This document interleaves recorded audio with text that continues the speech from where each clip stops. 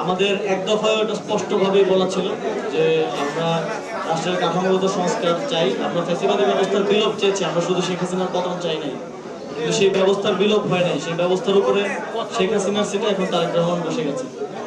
তো আমাদের এই লড়াইটা চালিয়ে যেতে হবে সামনের দিনে, সেজন্য আমাদের প্রয়োজন শক্তিশালী সংগঠন এবং একই সাথে আমরা নগরে রাজনৈতিক কর্মসূচির পাশাপাশি নগরের বিভিন্ন নাগরিক সুবিধা, জনগণের সুবিধা অসুবিধা নিয়ে তাদের কোশ্চেনগুলো ডিল করা। এখানে আমাদের জাতীয় যুব শক্তি নেতৃবৃন্দ আছে, নগরের ইউথদের একটা চ্যালেঞ্জ হচ্ছে এমপ্লয়মেন্ট থেকে শুরু করে অনেকগুলো চ্যালেঞ্জ আছে। এই পলিসিগত জায়গা থেকেও কাজগুলো, আলোচনাগুলো, ইন্টারাকশনগুলো নগরবাসীর সাথে আমাদের নিয়মিত করতে হবে। কারণ আমি প্রথমে বলেছি, আমরা জাস্ট কোয়ান্টিটিতে সংগঠন করতে চাই না, আমরা একটা কোয়ালিটি সংগঠন তৈরি করতে চাই। আমরা মানুষের সমস্যা সমাধান করতে চাই, আমরা মানুষের জীবনের গুণগত মানে পরিবর্তন আনার মাধ্যমে আমাদের রাজনীতিকে গ্রো করতে চাই। আমরা আমাদের শক্তি দিয়ে রাজনৈতিক দল হিসেবে গ্রো করতে চাই না। সেটাই হবে আসল পরিবর্তন। এবং আমরা ইতিমধ্যেই আপনারা দেখেছেন যে ঢাকা মহানগর দক্ষিণে আমি বলেছি যে আমরা ময়লার বিল মওকুফ করে দিব। অনেকে প্রশ্ন করেছে, অনেকে বটটে এসে কমেন্ট করেছে যে ময়লার বিল কি আমি দিব না আমার বাপ দিবে, এরকম।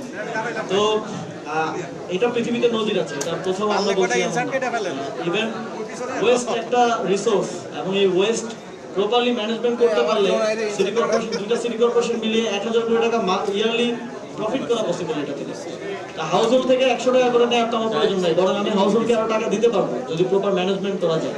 তো এটার মডেল পৃথিবীতে আছে। আমরা বাংলাদেশের জন্য লোকালি সাস্টেইনেবল একটা মডেল তৈরি করব এবং এটা আমাদের মহানগর উত্তর এবং দক্ষিণের উভয়ের ইশতেহারে এটা থাকবে ইনশাআল্লাহ।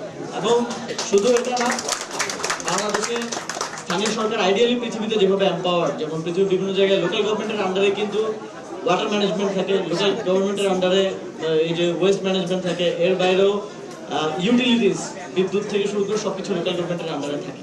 কিন্তু বাংলাদেশে লোকাল গভর্নমেন্ট আসলে না, এটা আমাদের বর্তমান বাস্তবতা। তো ইউটিলিটিস গুলো যদি লোকাল গভর্নমেন্টের সাথে সামনের দিনে কোঅর্ডিনেশনটা করে, আর যদি আমরা সুযোগ পাই, সেক্ষেত্রে শুধু ময়লার বিল একটা ছোট জিনিস, পানির বিল, বিদ্যুৎ বিলও ফ্রি করে দেওয়া পসিবল। কিন্তু সেটা বাংলাদেশের প্রেক্ষাপটে একটু কঠিন, কারণ এটা বিদ্যুৎ থাকে জ্বালানি মন্ত্রণালয়ের অধীনে, আর পানি থাকে ওয়াসা, যেটা আসলে গভর্নমেন্টের সাথে সেভাবে সমন্বয় বা অথরিটি নাই। তো এই পরিবর্তনগুলো পৃথিবীতে তো হচ্ছে এবং পৃথিবীতে এটার প্রুভেন মডেল আছে। এটা এমন না যে আমরা, এটা জাস্ট আমাদের অযোগ্যতা জাতিগতভাবে যে আমরা আজ পর্যন্ত এটা করতে পারিনি। যারা দায়িত্ব ছিল তাদের দূরদর্শিতার অভাব এবং তাদের হচ্ছে অন্যান্য জিনিসে, মানে যারা লোকাল গভর্নমেন্টে আসে সে হাত নিয়ে পড়ে থাকে, সে এটা চিন্তা করে না যে জনগণকে কি দিব। ফলে এই পিপল ওয়েলফেয়ারের যে কাজগুলো, সেটা সম্ভব হয় নাই ইতিপূর্বে। আমরা 50 বছর সেখানে যেতে পারি নাই। তবে এখন একটা পজিটিভ জিনিস হচ্ছে, তরুণরা নেতৃত্বে এসেছে বাংলাদেশে।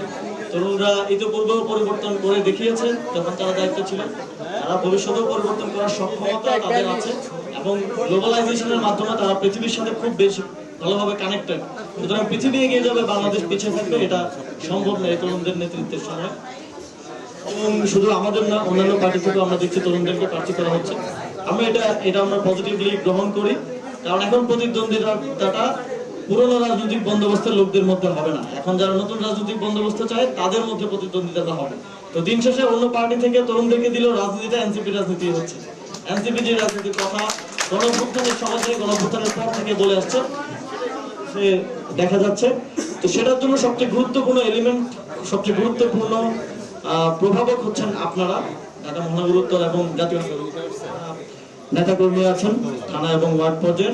কারণ এই সবকিছু বাস্তবায়ন হবে আপনাদের হাত ধরে। নেতৃত্ব পলিসিটা দিবে, কিন্তু সেটার বাস্তবায়নটা আপনাদের হাত ধরে।